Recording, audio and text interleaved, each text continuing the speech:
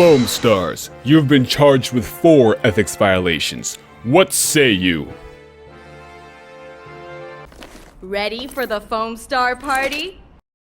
Jesus fucking Christ. First off, what is Foamstars? Foamstars, an online multiplayer shooting game from Square Enix, where you select a wacky neon character, your guns shoot foam instead of bullets, and you can surf through your color foam. It officially released in early February of 2024. This stuff might change if you're watching this in the future, but at time of launch, the versus modes are Smash the Star, which is a spin-on 4v4 team deathmatch, Happy Bath Survival, which is a 2v2 team deathmatch while 2 others play support up above, and Rubber Duck Party, which is a push the payload mode where you have to stand on or near an object to get it to the other side to win. There's also Mission Mode, which is a horse mode? Horde mode with roguelite elements and 10 waves to fight off the game's art assets and a glorified DPS check. You can play it single player, which is basically a brief tutorial / story mode for each character and is extremely boring, and a co-op online mode where normal mode is too easy and hard mode is too hard. You're either supposed to find good teammates, which is unlikely, or grind the game mode to level up your Foamstars abilities for dozens of hours to stand a chance. I've played Foamstars for about 10-15 hours and I've been dominating the versus modes. Just an absolute annihilation of the competition. Overall, the versus game modes are actually pretty fun. The music in the game is pretty good. Objection! This is not a review of Foamstars, and no degree of fun has any bearing of the ethics of the game itself. What is ethics? Hey man, that thing you did? That was kinda messed up. Ethics. The first charge, plagiarism. To anyone who has played video games within the past 10 years, Foamstars is immediately similar to Splatoon, the online multiplayer shooting game from Nintendo, where you play as a wacky squid-type character, your guns shoot ink instead of bullets, and your character can swim through your color ink. Splatoon has had 3 pretty popular and well-known games launching in 2015, 2017, and 2022, and Foamstars launched in 2024. I have a couple thousand hours across all 3 Splatoon games and 15 hours of Foamstars, so I think I'm qualified to answer the question, did Foamstars copy Splatoon? No, but it was inspired by it, obviously. Ask any game designer. People take good ideas from each other all the time and put their own spin on it. Look at how many big world and open world games have Ubisoft towers. Look at recent genres and subgenres. Are all Souls-likes just stealing from Dark Souls? Are all platform fighters just trying to be Smash Brothers? Of course not. Liquid shooter sounds like a new subgenre. Objection!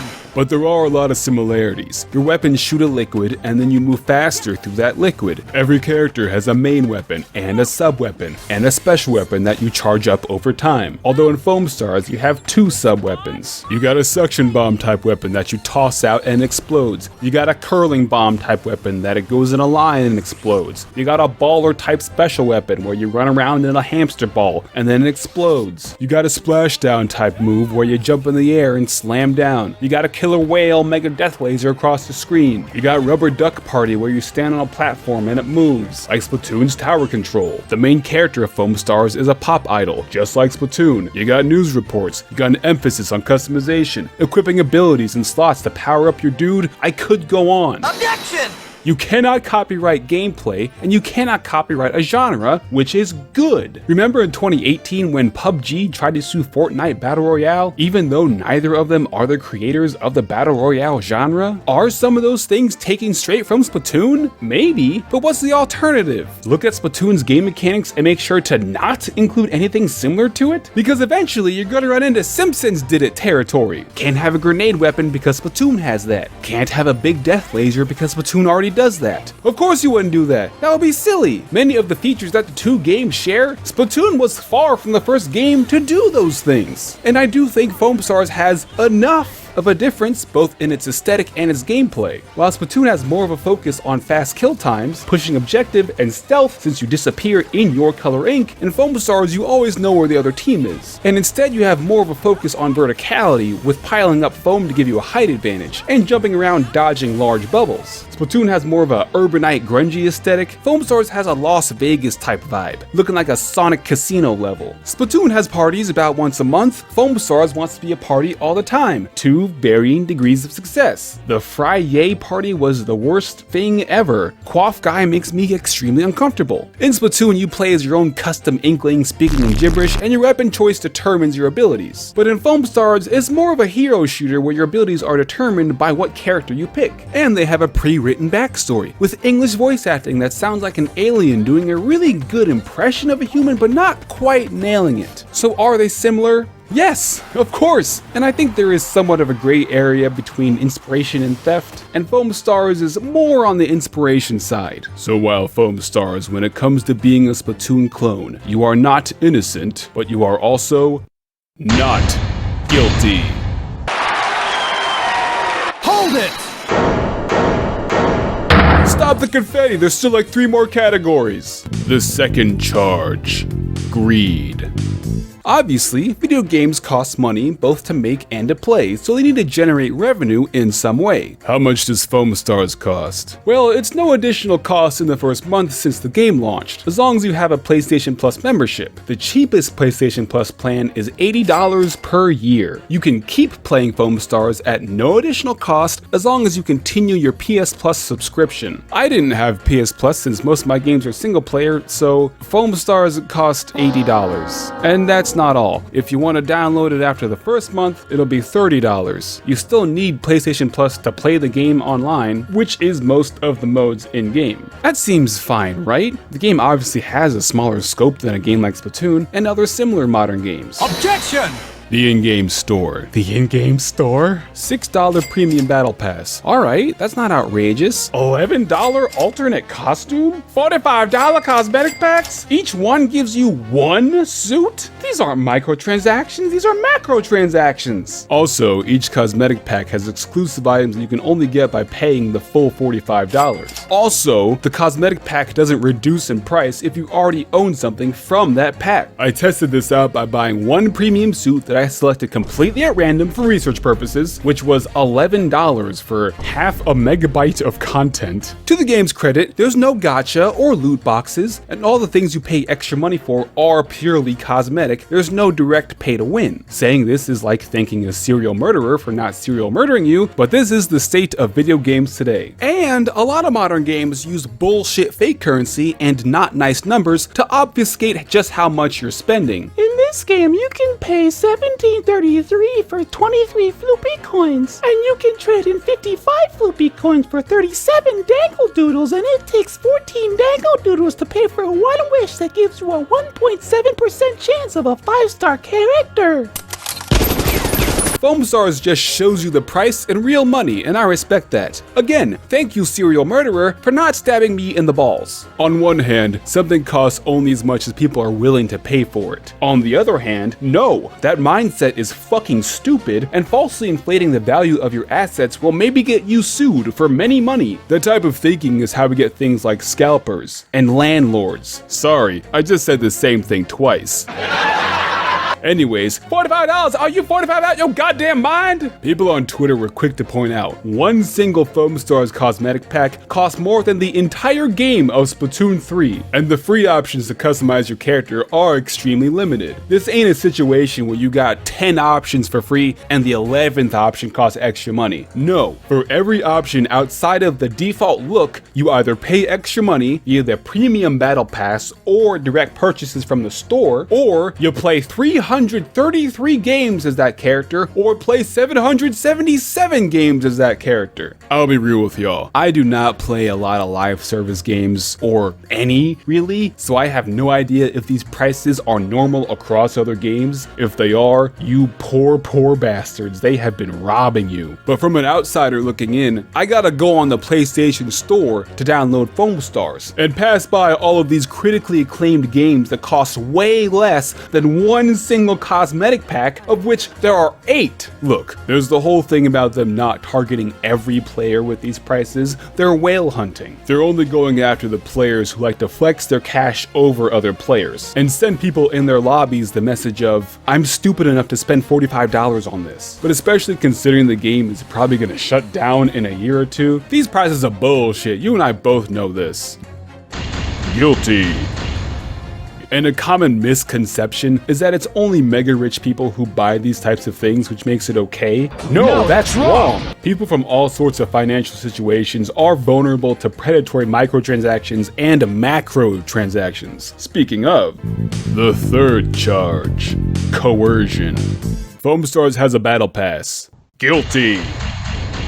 But I didn't even get to say anything. Obviously, online games need players, so the game needs to entice players to play the game. Playing the game and unlocking stuff in the game is one way to do that. In Foamstars, you level up by playing. When you get to level 3, you unlock the barista door. That's good, that's normal. However, most unlocking is done through the limited time battle pass. You have 5 weeks to unlock everything or it's artificially taken away. With the free battle pass, and by that I mean you are paying for it with your time, you unlock stuff every 4 levels. But with the premium battle pass, paying with your money and your time, you unlock things every level. So if you don't pay the extra money for the pass, you're still shown all the things you're not getting each time you level up. I think all battle passes, to some degree, are inherently unethical. Yes, even free ones. Yes, even the catalog in Splatoon 3. It's one thing to be like, hey, here's a special in-game event going on this weekend. It's another thing to be like, our entire content distribution model is based around generating FOMO in our players. It's been normalized, but it's still kinda messed up. New stuff every couple of weeks or months is great, but taking away the old stuff for no reason is kinda messed up. This doesn't make the game better, it makes it worse. The only way to play as Mel T, a character who was available for free in the demo, is to either buy the premium battle pass to get her immediately at level 1, or pop in Sonic Adventure 2 and load up Final Rush and start fucking grinding the free battle pass all the way up to level 31. This takes anywhere from 10 to 20 hours depending on how much you win and so forth. This sucks. And I'm sure it's going to be like that in the future seasons too. Pay for the new characters, either paying with your money or paying with your time. So while it's not true pay to win, if a new character comes out and they're really good in the meta, then it kinda is pay to win, isn't it? Not to mention limited time purchases in the already overpriced item shop, creating even more FOMO.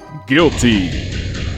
Before we get to our final category, I think it's important to say that you're not wrong or a bad person if you like Foamstars or you play Foamstars or spent money on Foamstars. And I am not saying that you should stop playing Foamstars after watching this video. If you like the game, then play the game! I just think it's important to call out the shady stuff in games, especially when I've said in a previous video that people should give this game a chance.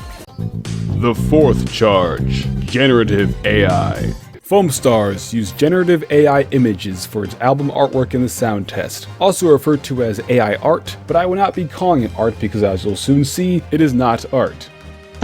God damn it, Foamstars! I was rooting for you! I was telling everyone, no, give it a chance. It's too early to call it a Splatoon ripoff cash grab, just give it a chance. And then you turn around and pull this sloppy bullshit. I try to explain this as simply as possible, so there's a lot of nuance I have to leave out. AI, artificial intelligence, in its modern usage, is a blanket term for a large variety of technologies that incorporate some type of machine learning algorithms. You feed it a bunch of inputs, giving it data about each one, it remembers all of those inputs, looks for similarities and trends among them, and then spits out a bunch of outputs. It would be wrong to say that all AI is good or all AI is bad, because ultimately, AI is a tool, like a hammer is a tool. You can use a hammer to build a beautiful house, or use a hammer to bash someone's head in. There are ethical ways to use AI. For example, Across the Spider-Verse use some of their own custom AI tools in their own animation. When you're applying for a job and you upload your resume into their online portal and it auto-fills each category, that's AI, and I'd say that's ethical. There's no fulfillment in me typing and copying over everything manually. However, companies using AI to select which candidates to interview in the first place? Yeah, I'm not too sure about that one. The way AI image generation works is they feed it a bunch of inputs, tell it data about each image, and then you type in a prompt of what you want it to make, and it creates more images. If I were to draw a bunch of pictures myself, feed them into the machine, and tell it to make more images based on my own drawings and nothing else, then that will be fine. I'm not sure why anyone would want to do that, but the ethics of it checks out. However, that is a fantasy. The problem with this is that it takes thousands upon thousands of images to train the AI model. How am I gonna feed it that many images? Oh, I know what I'll do. I'll feed it other people's images. Hey, those aren't your images, they're mine. I made them, I own the copyright to those, and I never said you could feed my images to your machine. Foamstars used the image generator Midjourney in its AI image generation, which begs the question, is Midjourney ethical?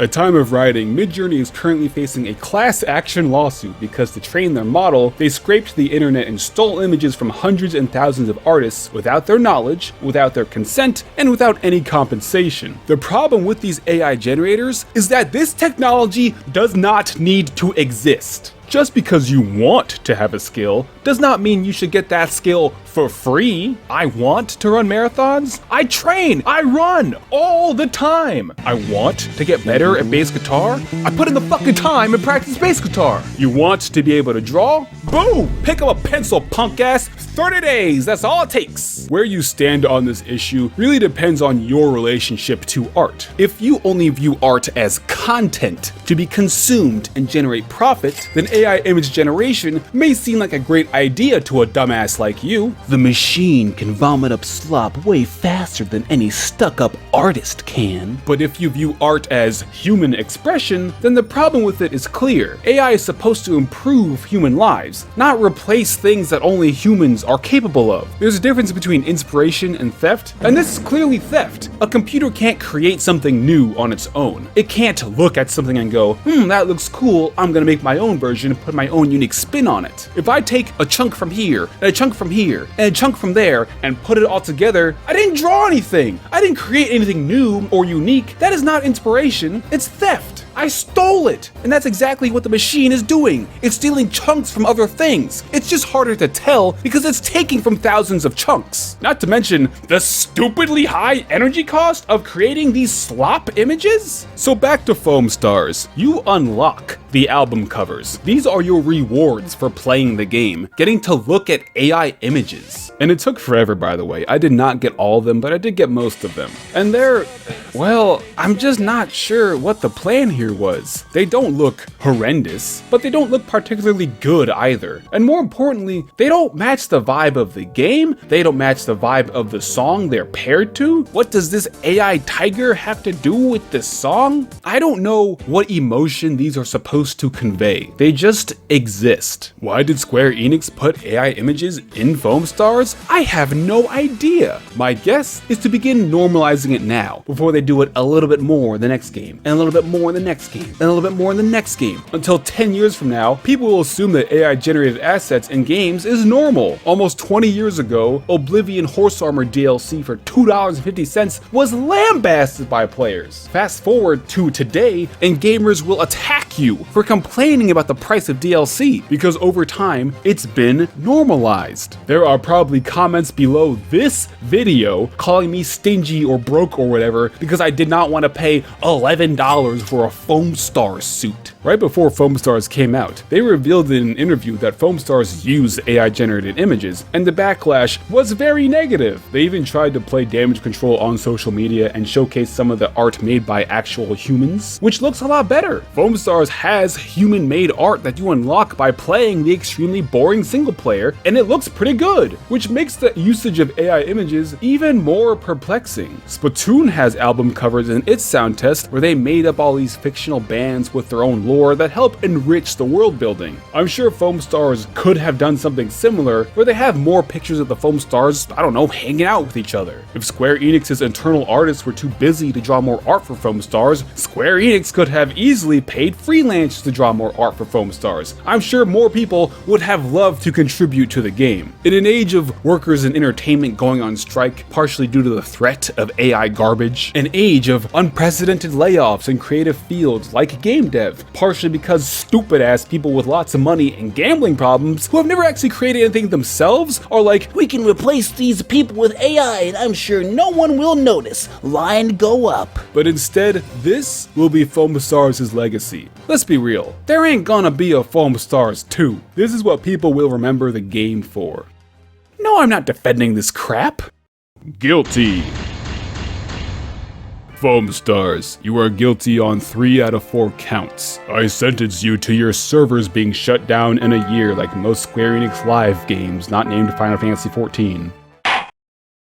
Square Enix is such an unserious company, man. On the creative side, they have a character in Foamstars whose whole deal is the polar ice caps are melting, so I'm gonna fight climate change with my gun. And the most recent entry in their flagship series is all about destroying the obvious metaphor for fossil fuels that are causing wars and slavery and slowly destroying the world. And they remake their most popular game of all time, where you start the game playing as an eco-terrorist, blowing up a fossil fuels reactor that's literally draining the lifeblood of the planet. Meanwhile, Square Enix, the company, puts out a letter every single year saying,